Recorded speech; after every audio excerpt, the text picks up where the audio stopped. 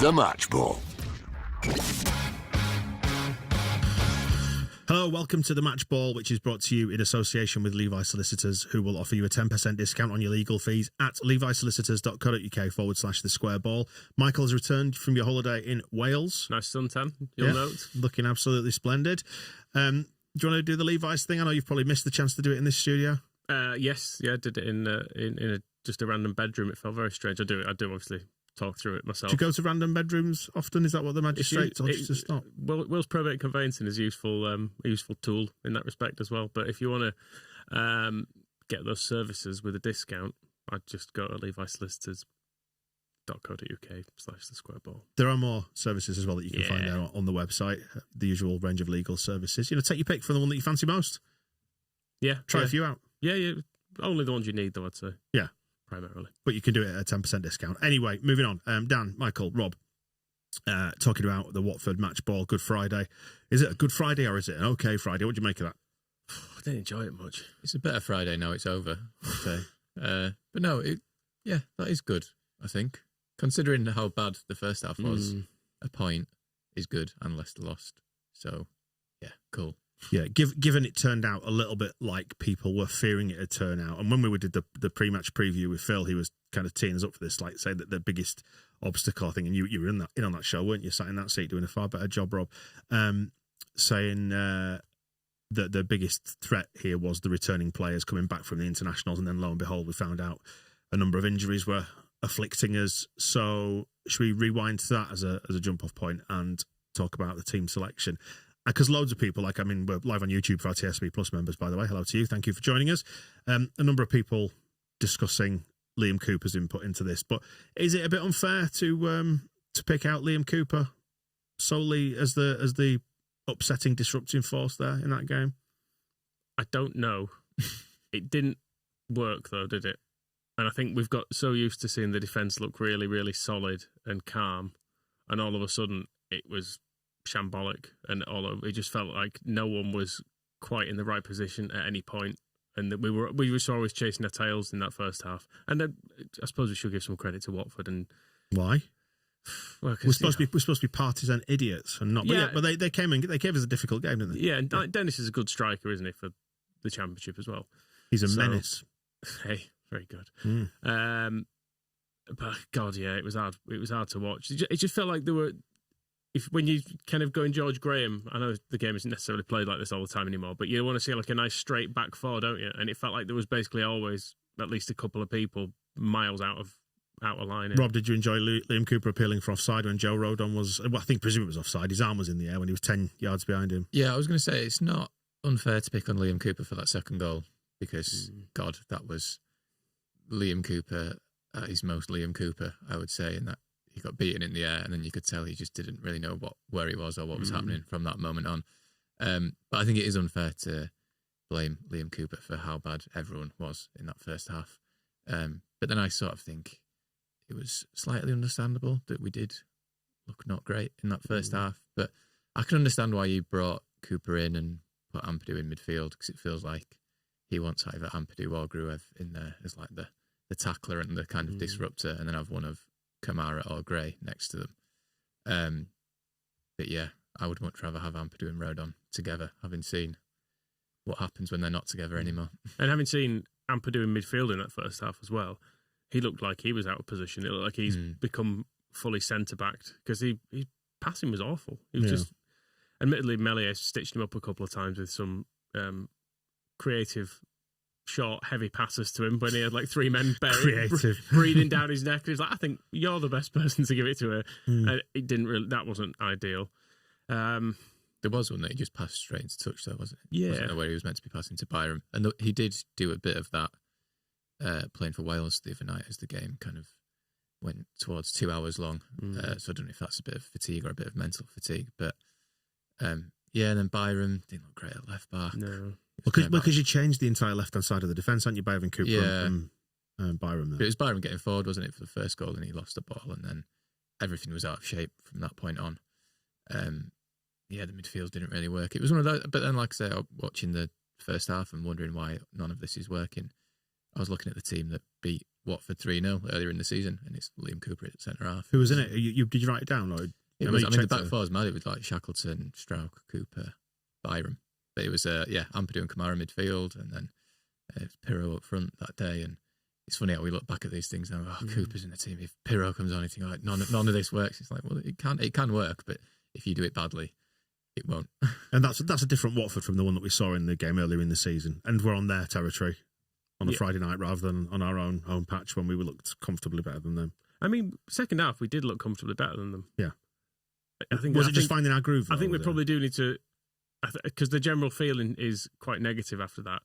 But they had the first. It was a game of two halves. Yeah. But we were loads better second half, and we had, considering the stats that were flashing up on the screen, kind of half an hour in or whatever, showing all the possession that Watford were having. By the end of the game, we had I've got a 63% possession we'd had by the end of the game. So was that for the full 90 or that second half? For the full 90. Right. So we comfortably turned it all around, and by the end we had higher XG than them. We completed loads more passes. It was better, and I think we did deserve a point. It's just that it's stressful, isn't it? Having to watch us not winning games, and you've got the league table in the back of your head, haven't you? But sorry, whacking my microphone. Sorry, but if that's us being bad and we still dig a point out under those circumstances, there's a lot to hold on to there. That's not the sign of a team that's in the throes of collapse, is it? That's digging that out, that trusts its swing, to quote Howard Wilkinson back in 1992. Know what you can do, even if it didn't quite work for you there in that first half. And they made it really difficult for us, didn't they? They were a far more difficult proposition than we saw earlier in the season.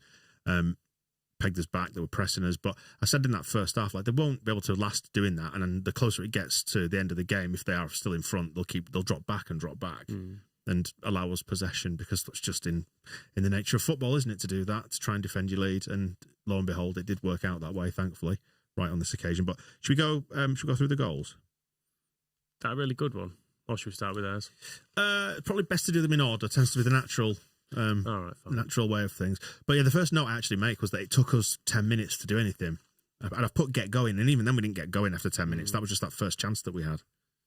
Which was? I'm going to say... I don't recall any... Somerville nearly did what he did for the goal, didn't he? Yes, he did. He did a classic Somerville where he cut in from the left and shot towards the bottom corner, and that was well saved. But yeah, all my notes that I've made before that goal, none of them are about Leeds doing things well, other than that Somerville chance, really. I think the 10-minute one might actually be when it looked like we were going to get in, but Bamford missed the pass to Dan James when it looked like he could play him through. Could have been that. Oh, and then straight after it, there was the penalty shout as well for them. Yeah. Which wasn't, was it? I've seen people going on both sides on this. I think VAR probably gives it.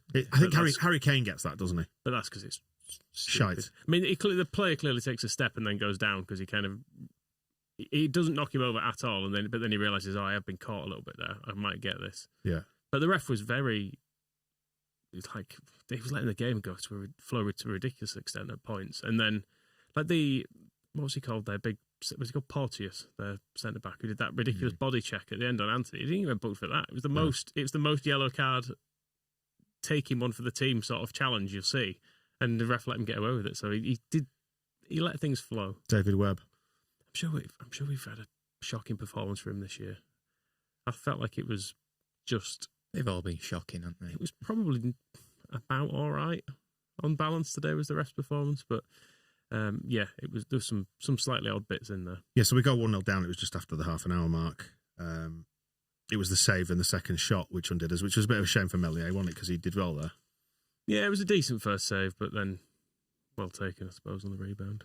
Yeah, and I mentioned it. Yeah, as you said, there was Byram who lost it near halfway that kind of caused that one, didn't it? My note after that says it's never a good sign when I want Junior Firpo to come on and give us a bit of stability. Which, to be fair, did, but we'll get on to Junior's input in a bit. And then there's that 34 minutes, Joe Rodon's saving tackle after that other mess up in the middle of the park. That was Ampadu as well, wasn't it? It was. That was one where Melier, though, passed it to him when he just, under no circumstances, should have done. He had no other options, did he? Because I think he had three players closing in around him and no angles at all. But yeah, Rodon's recovery tackle. He does that all the time, does Rodon as well. I was going to say, for all the players that didn't play as well as they can, it was nice that Rodon was just as reliable as always. And as upset as always, too. He loves a sulk, doesn't he? Every time you catch him on camera, he's always moaning about something. His face, he just looks constantly beleaguered. Doesn't he? Got a beleaguered laugh. But actually, when you look at how the game changed in that sort of 10-minute sequence, they go in front on 31. 34th minute was that saving tackle, and then before you know it, we're back on level terms, 1-1 after 37 minutes. Somerville, my mate Wayne texted me and just said the Somerville goal, because it was the Somerville goal. Because what I really liked about that was that he got isolated like 3-on-1, I think, in the first part of that move, and then they just passed it around a little bit, gave it back to him when he was 1-on-1, and then he just did what he does. Rodon needs credit for the goal as well, because it's him who just, when we're not creating anything and we can't get anything going through midfield, he didn't directly lead to it, but he got the ball up the pitch where Rodon just set off with it and just ran through the middle, and then I think he ended up playing it left, and eventually it kind of comes to Somerville and we score. But I was thinking during that second half, this is going to be one of those great forgotten Leeds goals, because it comes in a defeat away at Watford, and everyone was like, oh, it didn't matter though, did it? Whatever. But what a goal though. From the angle he's at, I know we're saying he scores this goal all the time, but this might be the best example of it. Yeah, probably. Because the pace of it and the angle he's at. And I was going to say, it's funny though, you say about the great forgotten Leeds goal. I feel like we've probably scored a few of them this season. Yeah, maybe like, so. Ones that have just been, like the Nonto one the other week, that'll just get forgotten. It's like, oh, that was a really good goal. Yeah, because we've scored loads of them, haven't we? We're dead good. Yeah, I remember we were chatting here when the game was on, heading towards half time, and I just said probably about 30 seconds before we went 2-1 down, feels like we just need to get to half time and sort this out. And we didn't get to half time, although we did sort it out in the end. I will say that. Yeah, not great, that was it. Cooper losing out in the challenge, and then Dennis just ran and kicked it hard into the net. The appeal for offside is funny. I know it's annoying, but it is funny. It is undoubtedly funny, because he's 10 yards onside. Yeah, Rodon's just looking at Cooper like, what are you doing? Bless him. If we go up, we can have a good old laugh about it. Liam has got a lot of credit in the bank, and maybe he is useful as a bit part player. Maybe even he's just only useful now as a cheerleader in the dressing room, or whatever it might be. The glue that holds the place together. I don't know, but I think having seen that, I would keep the Ampadu Rodon thing going at the expense of other things if necessary. Yeah, I'm just diving into the comments. That's exactly what people are saying. Do not split it up again. Yeah, if it needs Byram at right back, Firpo in, if it needs Shackleton at right back and Gray in midfield. I know Roberts is injured now, isn't he? Which is a bit of a shame, because that would be the obvious move to make if you're trying to just throw Charlie Crew in there. It's fine. Exactly. But yeah, keep that together, because we've not looked like conceding goals, have we? Whereas in that first half, we were kind of lucky to be 2-1 down, weren't we? Because we didn't really deserve our goal, and it felt like theirs have been coming. So it is the worry now. Strauch is definitely out for the season.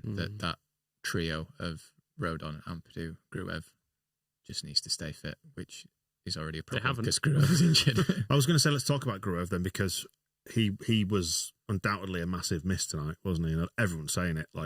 And my thoughts on this are that he's quietly made himself undroppable, because we've noticed, because when he's out, we don't look anywhere near as good.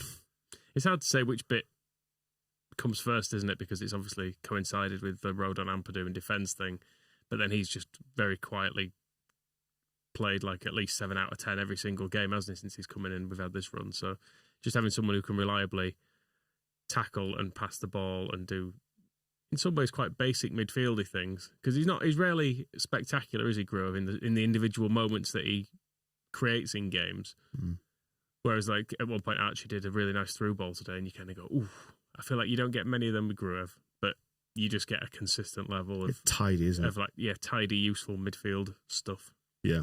Yeah, and do you know what? What's quite nice to get to the end of it, and we'll talk about the equaliser in a second, but I'm just thinking, like, the nature of how today's played out, it's been described as a long Good Friday.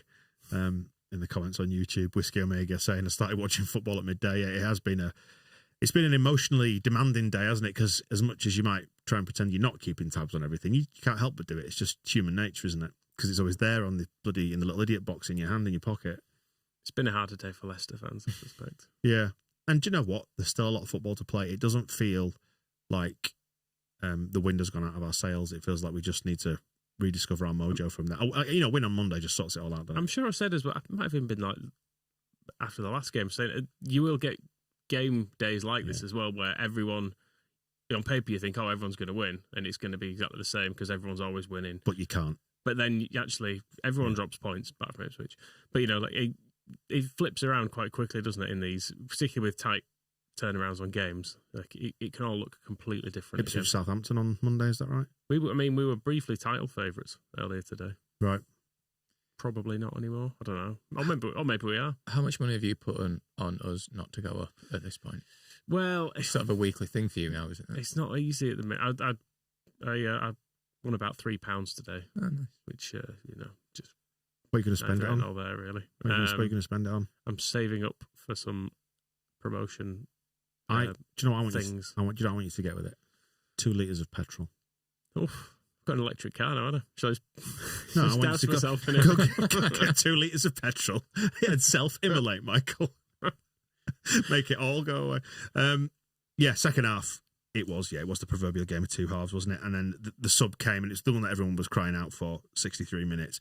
Cooper goes off for Firpo. They change the fullbacks around. Ampadu drops back into the defence, and suddenly we look like a good team again. Firpo's good. Yeah, he was. He's getting quite a nice thing going on that left-hand side, link it up. He actually does. He overlaps well, and he can cross a ball when he gets in the right position. So that was good. I think I can't believe I'm saying this. I think Firpo is definitely our best left back at the moment. That guy is the only left back. Sam Byram's the left back. Sort of, yeah. Sort of. That is the thing, though, when it's Byram and Somerville and they're both sort of trying to cut inside, it does get a bit awkward, whereas at least Firpo can use his left foot. Yeah.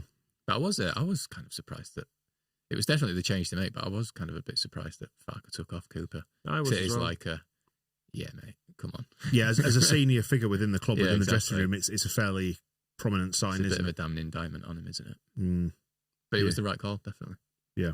So that was 63 minutes that change happened.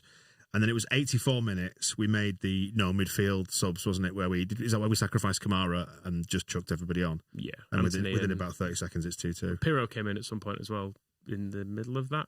Yeah. Yeah, he came on for Ruted, didn't he? Yeah, at some point. 73. It's mad, isn't it? How Pirro's essentially he's sort of been classed as a dud, or he's just not useful. He's just going to be a little bit of a bit part player in this run-in, but he's a useful one as well because he's not a bad player just because he's not this world beater. I think he was quite bad today.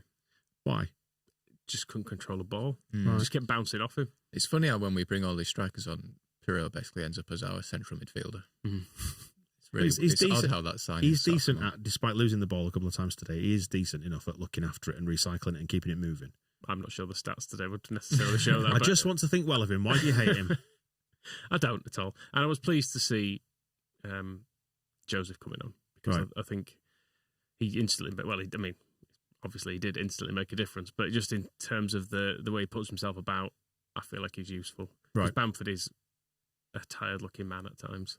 I wondered where you were going to go with that. What adjective you were going to use. No, I just felt like Bamford, I don't know, he stayed on as well, but it looked like he was blowing a bit, and nothing had gone for him at it throughout the game. So I would have been happy to see a change made there. Probably more of a like-for-like change earlier in the game, but we know what Farker does. He doesn't like to make changes early, does he? But the rolling of the dice, the no midfield subs worked within 30 seconds. And a classic from the training ground. Did you enjoy that? It was great. I didn't even actually fully see what went on there because I was about to drop my trousers in celebration. I thought, no, that's in no way appropriate. But he did anyway. Yeah. What a way to ruin a good goal. Got a meeting with HR on Monday. But yeah, it was kind of crossed in, and he completely mishit the first one. It came to him quite quickly, but he took it on his left and kind of kicked it into his right, and then he blocked their clearance, didn't he? Essentially, blocked it into the net. It was a nice run from Somerville originally, and a lovely dummy from Firpo. Yeah, again, you can do it all. And it wasn't long after that Somerville basically did the same run again, and it was Anthony. It was the next minute, wasn't it? Yeah, that was. I've only written down the words offline in capital letters, so I presume that's the one. That was pretty agonising. That it just wouldn't drop for him quick enough, would it? But to think we could have won it from a position of being not great for most of the start of that game, and clawing it back twice. Thing with this season, it feels like we've not allowed bad performances to lead to a run of bad games, does it? Because Huddersfield game was bad, and I think again a bit like this one, we probably could have won it in the end, but we didn't. But we drew, which is not the end of the world, and then we've just gone on and won games afterwards. And if we can do that, it's fine, isn't it? It's fine to drop some points away from home. Yeah. It's just that we've set this ridiculous standard, and we've come such a long way in closing down the gap at the top that as soon as you drop points, you think, it's fucked. We've ruined it now. And it's not. It's not. It's fine.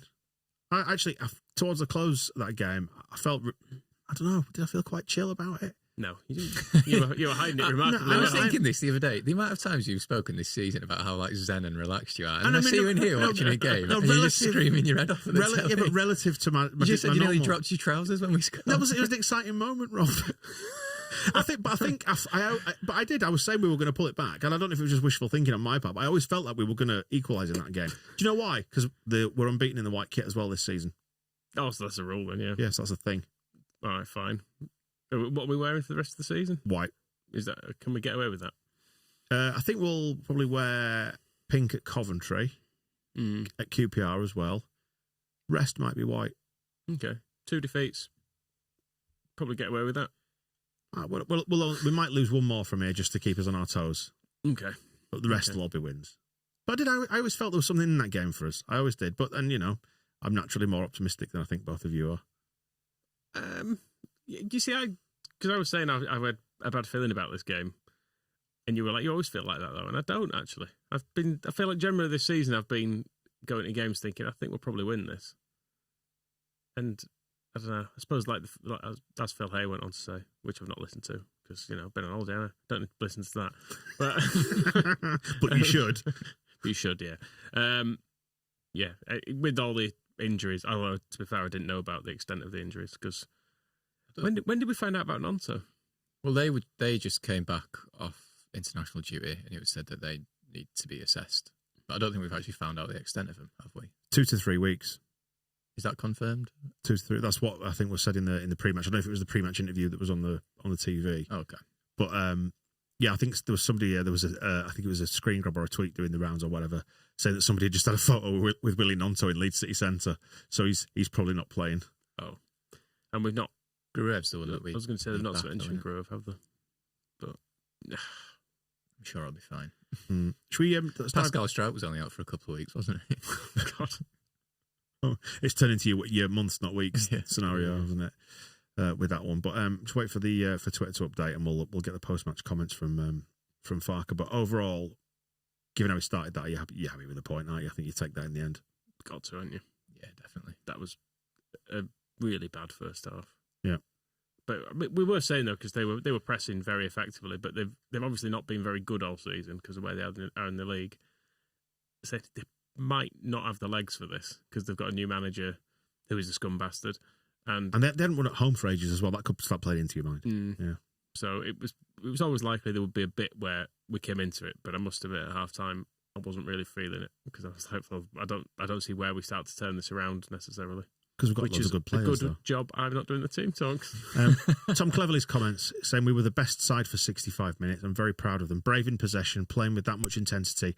It's hard to hold on against a side like Leeds who have the league's best player in Somerville. Interesting that you said that. Just trying to see the momentum chart on it because I don't feel they were better for that much. Well, Don Goodman kept talking shit. The whole momentum of the game. But from the start of the second half, they barely had a kick. It didn't feel like that was the big changing moment. It just felt like half time, and then we came out properly. Yeah, because on FotMob you get a little momentum graph, don't you? Where it shows the peaks. In second half, they didn't have any kind of momentum at any point. So, right. Shut up, Goodman. What, Don Goodman? As always. Don Goodman. Do you think he sounded disappointed when we equalised? I suppose he wasn't as bad as normal tonight. Actually, Goodman. I didn't find too much. I think I actually prefer him to Hinchcliffe. Hinchcliffe was on earlier on, wasn't he? Was it the Blackburn Ipswich game? I think he was doing. Did you think everyone should have done everything better? Yeah. Yeah. We should say this is the UK Sky Sports commentary. It's Andy Hinchcliffe who does the co-coms, isn't it? And we got Don if Hinchcliffe had been on that, he'd have said the keeper should have saved Somerville's shot. Yeah. He wouldn't have had anything good to say about the goal. He'd be like, well, the defender's there. They've not closed him down enough. Keeper should be probably catching that. And they should be launching a counter-attack from it. It's unacceptable. He hates football. Well, as do I, to be fair. While we wait for... in a different way. Why do you hate football? Just The years of emotional turmoil. Stress of it all. Does it feel like a bit of an abusive relationship? Does really. It's been generally quite good this year, so I shouldn't grumble. Only 4 players have scored their first Leeds league goal on Good Friday. Can you name them? No. What's the question again? Only four. This is Johnny Cooper's stat. Only 4 players have scored their first LUFC league goal on Good Friday. Can you name any of the 4? Matteo Joseph is 1. There's your starter for 10. The Willem Corsten. Nope. 2001. Judas Bastard went over the hills to play for them lot. Oh, Smith. No, or the other one. No. Ferdinand, Yeah. of course. And then Calabecchi-Ban in 2018. Was it a Liverpool that? It was, wasn't it? Could have been, yeah. Yeah, it was. And then Walter Coates in 1922. That's the name. Tip of my tongue. Yeah. Coatesy. Yes, indeed. But I say just while we wait for Farker's comments to come in, let's have a quick preview of Monday because we've got no shows between now and then. Looking forward to Monday. I'm not here. I'm missing this one. Lucky. Very lucky. Not lucky. I'm sad I'm missing it. I want to be there. No, what did Hull do today? I've completely missed it. They lost, didn't they? They're not actually. I think we talked to them yesterday, and they're not actually in that good form. I don't. Are they a finished club? Oh, they lost to Stoke at home. So yeah, we'll batter them probably. Oh, that must be terrible. Okay, yeah. I suppose we just win that one. I mean, the other games coming up as well. You've got after the Leicester Norwich. Norwich are in really good form, aren't they? As well, that's the early game, so they'll be losing that one. Then you get Ipswich Southampton, which is going to be. Do we want a draw or do you just want a Southampton win there?